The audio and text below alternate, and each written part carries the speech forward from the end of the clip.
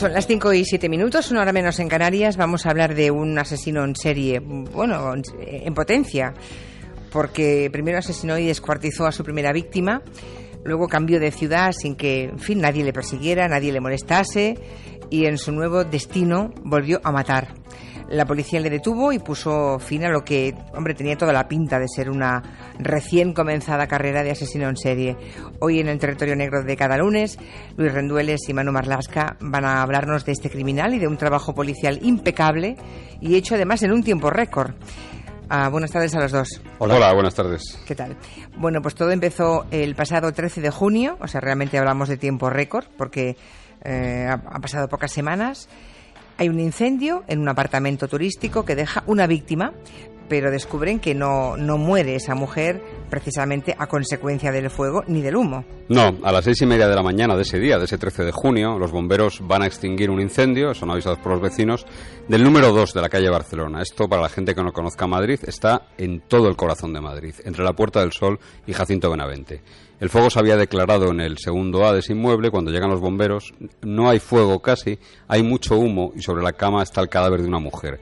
En su cama y en su propio cuerpo es donde parece haberse concentrado la mayor parte de las llamas. Esto ya alarma a los investigadores que al hacer la autopsia se confirma que la víctima, una mujer joven, no había muerto por el fuego ni por el humo, sino que había sido estrangulada con lo que parecía un cable que tenía quemado, un cable quemado que tenía alrededor del cuello. Los pulmones de la víctima estaban completamente limpios de humo, y sencillamente porque ella ya no respiraba cuando se declaró ese incendio provocado. Lo que no se pudo determinar por el estado en que se encontró el cadáver fue si había habido también una agresión sexual. ¿Y quién era la víctima? ¿Se la pudo identificar con cierta rapidez? Sí, muy rápido. Se trataba de una joven y atractiva mujer danesa llamada Anne Strande Jensen, de 26 años. Había llegado a Madrid solo 11 días antes. Había venido hasta aquí para trabajar en el departamento de comercialización de una empresa multinacional de su país, de Scandinavian Tobacco Group. Los que fumen tabaco de pipa y de liar sabrán de qué empresa se trata, porque comercializan muchas de estas marcas de tabaco, ¿no? De tabaco de pipa y de liar. Su compañía la alojó en esos apartamentos que están regentados por la empresa Rent for Days, que tiene varias viviendas en el centro de Madrid. Por tanto, si solamente llevaba esta joven que venía aquí a trabajar en la multinacional 11 días en Madrid antes de morir, pues muy poca vida debió hacer aquí, ¿no? ¿Por dónde empieza a investigar la policía? Claro, Anne le había dado poquísimo tiempo a conocer a casi nadie en el Destino Nuevo, ¿no? Los agentes del grupo de homicidios de la Brigada de Policía Judicial de Madrid lo que hacen es una minuciosa inspección ocular del escenario del crimen, comprueban que no hay ningún desorden, que la puerta no había sido forzada y que Anne, la víctima, durmió esa noche, su última noche, con antifaz, tapones en los oídos y un ventilador puesto. Si no había puerta forzada y ella dormía así, pues ¿es posible que el asesino la pillase incluso durmiendo? Muy posiblemente, pudo ser así. Es decir, la chica ni siquiera se llegó a levantar, a abrir la puerta a su criminal, así que la policía lo que empieza a buscar es quién puede tener las llaves del apartamento en el que vivía Anne. Y ahí el abanico se empieza a hacer enorme. Otros inquilinos podían haber hecho copias de las llaves, los limpiadores, los encargados de mantenimiento del apartamento, en la empresa también había llaves y cualquier empleado podía acceder a ellas, es decir, que el círculo de sospechosos se vuelve muy amplio. Imagino que esa inspección del escenario dio más datos a la policía. Sí, ahí se encuentra el arma del crimen. La policía determina que el asesino estranguló a Anne con un cable que encontró en la habitación, el router del ordenador, y que quemó luego su cuerpo cubriéndolo con papel higiénico y aceite de oliva que cogió del frigorífico del apartamento.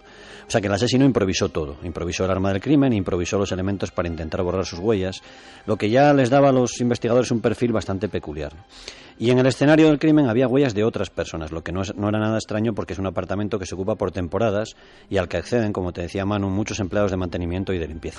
Bien, pues con todos estos datos la policía actúa muy rápido porque decís que el crimen se aclaró en tiempo récord. Sí, en tiempo récord, pero con mucho trabajo, con muchas horas de trabajo. Lo primero que hacen los agentes es repasar todas las personas, esa lista de que te hemos detallado antes de las personas que tenían acceso a las llaves del apartamento.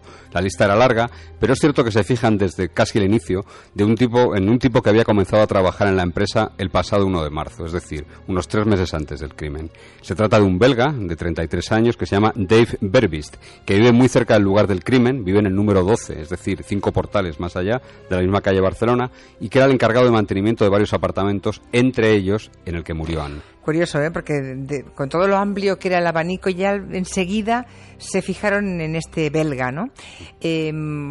¿Por qué más se fijaron en él? ¿Qué otros elementos había que les hizo prestar atención? Él fue el empleado de Rent 4 Days que hizo el check-in, o sea, el registro, la bienvenida de Anne cuando ella llegó a instalarse al apartamento en Madrid. Tenía llaves del apartamento, sus huellas estaban en la escena del crimen, algo que no bastaba para acusarla. Y además, al consultar las bases de datos de la policía, saltaron algunas alarmas. ¿Por qué? ¿Había sido detenido alguna vez antes? Sí, pocos días antes Vaya. de empezar a trabajar en la empresa propietaria del apartamento, del escenario del crimen, es decir, el pasado mes de mayo, fue detenido aquí en Madrid por una tentativa de agresión sexual. Según la denuncia, atacó a una vecina de su mismo inmueble mientras le decía, puta, te voy a follar. La mujer logró escapar a tiempo y le denunció. Dave fue detenido, pero fue puesto en libertad sin ni siquiera poder tomarle unas muestras de ADN para esa base de agresores sexuales. O sea, vamos a ver, una persona es detenida por una agresión sexual que no logra consumar porque la víctima se escapa y no le toman una muestra de ADN. No lo entiendo. ¿Por qué? Bueno, lo entiende menos la policía, que estaba bastante cabreada. No me extraña, es indignante. La víctima, que además era vecina, reconoció a Dave sin ningún género de dudas ante la policía y el juez de guardia lo que consideró fue que el ataque no había sido lo suficientemente grave como, vamos a leer, para cercenar los derechos del agresor, tomándole una muestra de ADN, su intimidad, para violar su intimidad, e incluir su base de genética en una base de datos de delincuentes sexuales en España, ¿no? Suponemos que si hoy se ha enterado de lo que hizo luego y antes este tipo, el juez no estará demasiado satisfecho con esa... ¿Quién es el juez este? No lo sé, no sé si te lo diría, pero lo cierto es que no lo sabemos, ¿eh? Pues se cubrió de gloria. Si por lo que sea su señoría está escuchándonos, que sepa que no pensamos nada bien de la eficacia de su trabajo. ¡Qué barbaridad! Bueno, vayamos por partes. La policía tiene, al menos hablo a título personal, la policía tiene a ese sospechoso, ve que tiene antecedentes por agresión sexual, aunque el señor juez no se lo pareció, pero decís que nada le situaba en la escena del crimen, salvo esa huella que él podría explicar y justificar perfectamente, porque era el encargado de mantener en buenas condiciones el apartamento. Eso es. La policía estudia bien la vida de Dave, llevaba tiempo en España, había vivido en Cataluña, en Canarias, en esas zonas había trabajado como camarero, y en Madrid tenía como pareja a una de las responsables de la empresa en la que trabajaba, una mujer 10 años mayor que él, con la que mantenía una relación aparentemente normal. La policía interroga a los compañeros, a los vecinos, a las personas con las que solía verse, y hay un testimonio que les pone en alerta, que les hace levantar las orejas. Es uno de los conocidos de Dave con el que habla la policía y les cuenta que una noche el hombre, el belga, que había bebido bastante más de la cuenta, empezó a hablar de forma un poco confusa sobre algo que le había ocurrido y él dijo, se me fue la olla, se me fue la olla. La conversación se había producido días después del asesinato de la mujer, así que la policía decide que hay motivos suficientes para arriesgarse y detenerlo. Total, que le detienen y lo que no sé es si él confiesa pronto el crimen o le dejan madurar, como se dice en el argot, y aquí habéis compartido con nosotros que ya hemos aprendido mucho. Bueno, la policía detiene a Dave el día 18, a las 10 de la noche, en el bar La Boca, en la calle Víctor Hugo, muy cerca de su casa, en pleno centro de Madrid. Es la noche en la que toda España estábamos pendientes del partido de la selección contra Chile, así que la detención pasa prácticamente inadvertida, nadie se entera. Dave Berbis pasa la noche madurando y charlando con los agentes del grupo de homicidios. Les detienen toda la noche sin bajarle el calabozo, sino que le tienen hablando con él en los despachos. Y allí en esa conversación, Dave les cuenta a los policías una historia terrible inmediatamente antes de confesar el crimen. ¿Una historia terrible previa antes del crimen? Sí, les dice que prácticamente la única persona que le ha querido es su madre, que vive en Canarias, porque durante su infancia su padre abusaba de él, que le pegaba, abusaba sexualmente, y lo cuenta todo antes de confesar que sí, que él mató a la chica danesa en el apartamento, y cuenta que la conoció al día que se registró en los apartamentos, que fue él el que hizo el registro, y cuenta el asesinato de manera muy minuciosa y aporta detalles que solo conocía la policía y el asesino, obviamente, detalles que no habían salido en los periódicos, como el del cable del ordenador con el que la mató o el papel higiénico que extendió por su cuerpo para quemarla, ¿no? No da, eso sí, ninguna explicación coherente a su crimen, solamente dice que había tomado mucha cocaína, mucho alcohol, y casi de manera espontánea se pone a hablar de otra noche que él llama de locura. ¿Otra noche de locura? ¿Entendemos que de otro crimen? Eso es, en efecto. Dave cuenta a los agentes de homicidios que el año anterior, en el mes de octubre, en el 2013, mientras vivía en Girona, mató a otra mujer. Cuenta que la estranguló una noche en la que había bebido muchas copas y que después, cuando se dio cuenta de lo que había hecho, descuartizó su cuerpo y repartió los restos, se deshizo de los restos. Uf, ¿y dio detalles suficientes como para localizar esos restos o no? No, ni siquiera dio detalles de la identidad de la víctima, ¿no? Solo unas características físicas, la edad que podía tener más o menos, el nombre de pila y poco más. Los agentes del grupo de homicidios revisan entonces todas las bases de datos de desaparecidos en España y dentro de lo que cabe tienen suerte porque hay una mujer desaparecida hace meses que tiene todas las papeletas para ser la primera víctima de Dave. ¿Y esa mujer quién es? Se llama Montserrat Méndez Muciente. Tenía 40 años cuando desapareció el 23 de octubre del pasado año. Trabajaba como comercial en una empresa, desde esa empresa llamaron a su hija, una hija que tiene 23 años, y le avisaron de que no había ido a trabajar en los últimos días y que su teléfono estaba apagado todo el tiempo.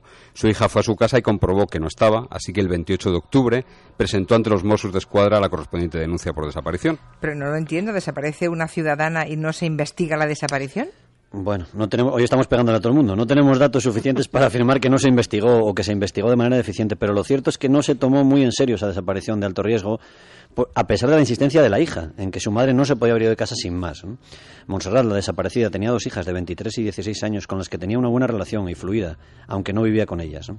La hija mayor insistió a los Mossos d'Esquadra en que su madre siempre la avisaba cuando se iba de viaje y les puso como ejemplo un viaje a Marruecos que hizo meses antes de desaparecer. No entiendo. O sea, ¿no hicieron nada para encontrarla? Se comprobó que el teléfono estaba apagado, se interrogó ya a sus compañeros de trabajo, se comprobó que no había renovado el DNI, que no había movimientos en sus cuentas, se localizó a la persona con la que compartía piso en la calle Oriente de Girona, que dijo que la vio por última vez el día 23 por la mañana, cuando salía a trabajar. Los Mossos también localizan a la última pareja de Monse, un tipo llamado Jafit, apodado Fufú, que había salido de prisión unos meses atrás y que se había marchado de la ciudad antes de la desaparición, según contó la prensa local. Pero los mayores esfuerzos por encontrar a Montserrat no llegaron precisamente de la policía, sino de su propia hija, que puso todos sus medios a su alcance y que aún hoy se niega a creer, lógicamente, que su madre acabase como parece que acabó. Bueno, es terrible, es terrible. ¿Y ahora qué se va a hacer? Porque, claro, a mí lo que esto indigna es que, de no ser por un segundo crimen, parece que nunca se hubiera resuelto, hubiera parecido un crimen perfecto, ¿no? Pues no, un claro. crimen que queda impune, es terrible esto. ¿Se le podrá atribuir ese asesinato si no se encuentra el cadáver? Pues los Mossos y la policía están ahora en contacto para tratar de arrojar luz sobre el caso, ¿no? Y lo primero sería encontrar algún resto de esa primera víctima de Dave, ¿no? De Montserrat. O sea, nunca le han encontrado nada. Nada. Algo que no parece sencillo porque ha pasado mucho tiempo, ¿no? De momento la juez de Madrid ha enviado a prisión al belga y parece que está dispuesto a colaborar, incluso a tratar de ayudar a dar con los restos de su víctima, pero a la policía le queda bastante trabajo por delante. Hablamos al principio de que podríamos estar ante un asesino en serie. Bueno, supongo que la policía ahora buscará pruebas de eso, no sea que haya otros crímenes también. Sí, porque la casuística y la estadística dice que es muy extraño que un asesino con las connotaciones de dominación sexual que tiene este tipo en sus crímenes cometa que su primer delito sea un asesinato. De hecho, él confesó a la policía que había cometido alguna agresión sexual en su país, en Bélgica, antes de trasladarse a España, desde luego. Lo normal es que antes haya violado, haya cometido varias agresiones. Así que la policía lo que está haciendo es revisar casos pendientes de ese tipo de delitos en las zonas en las que ha vivido Dave, en Cataluña y en Canarias sobre todo, ¿no? Yeah. Pensemos que nada más llegar a Madrid, al poco de llegar, trató de agredir sexualmente a una mujer y mató a otra poco después. Por coherencia criminal tiene que haber más delitos. Pues menos mal que la policía actuó con eficacia y en pocas semanas ató todos los cabos, ¿no? Porque de ser por la otra policía que no investigó lo suficiente en Cataluña y por el juez que no le pareció suficiente agresión sexual. Por justicia poética vamos a buscar el nombre del juez y te lo damos la semana que viene. Sí, por favor. Cada uno lo suyo. Para enviarle unos cariños, ¿verdad? Vale.